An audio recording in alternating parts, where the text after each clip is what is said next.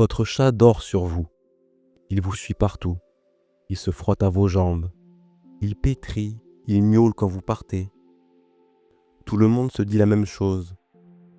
Il m'aime trop, ce petit chat. Mais si je vous disais que dans beaucoup de cas, ce n'est pas vraiment de l'amour. En tout cas, pas au sens où on l'imagine.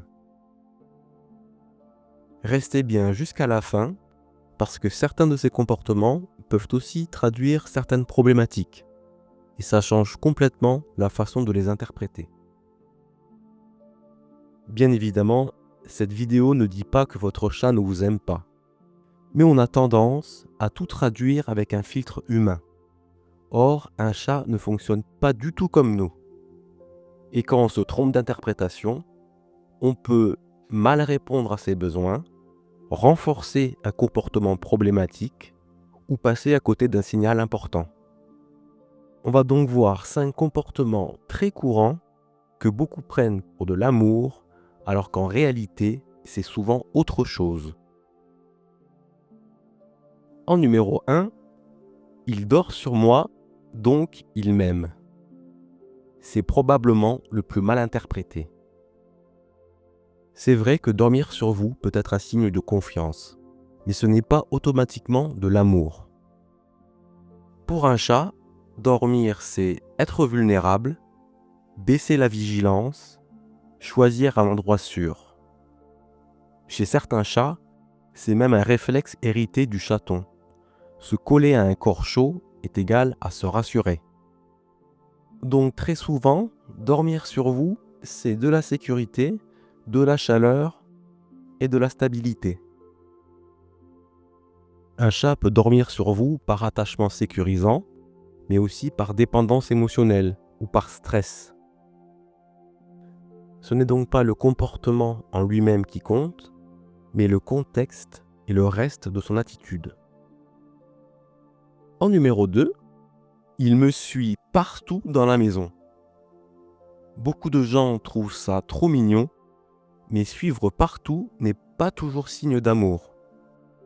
Chez le chat, ça peut vouloir dire un besoin de contrôle, de l'hypervigilance, de l'anticipation ou tout simplement de l'insécurité.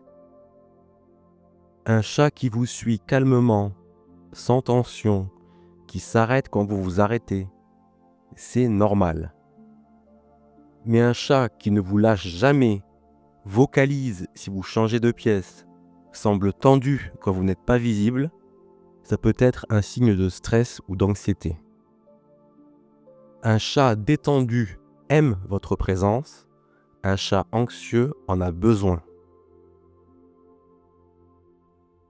En numéro 3, il se frotte à mes jambes, c'est de l'affection. Celui-là, on l'interprète presque toujours comme un câlin. En réalité, se frotter à vous, c'est surtout de la communication chimique. Le chat dépose son odeur sur vous pour marquer son environnement, créer une odeur familière et réduire l'incertitude.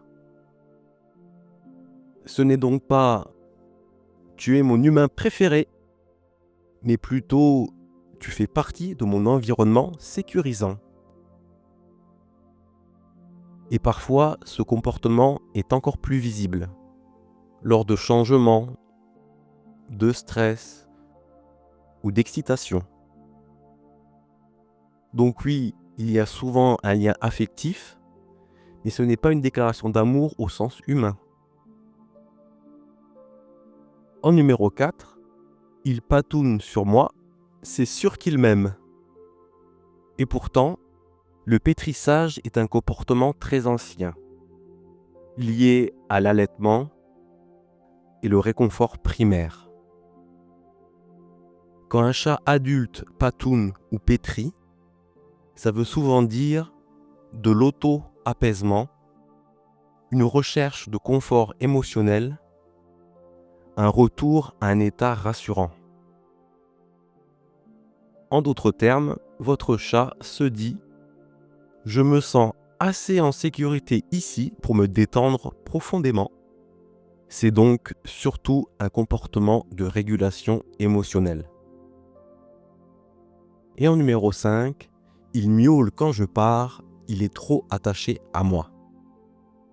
Ça, c'est souvent mal compris et parfois inquiétant. Un chat qui miaule quand vous partez n'exprime pas toujours un manque affectif.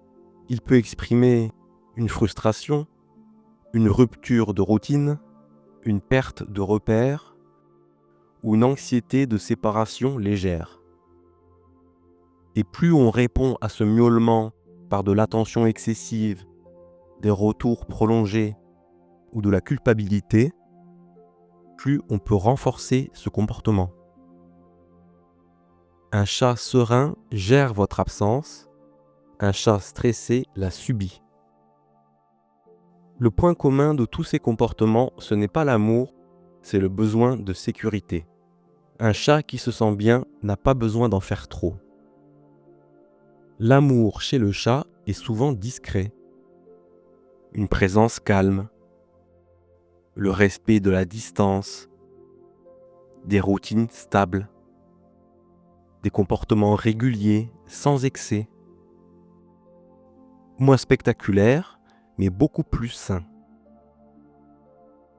Si vous pensez que tout est de l'amour, vous pouvez ignorer un stress réel, renforcer une dépendance ou rater un changement de comportement important. Il faut observer l'évolution, pas juste le geste.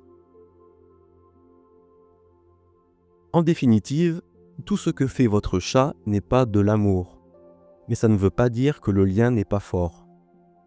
Ça veut dire qu'il est différent, plus subtil, plus silencieux.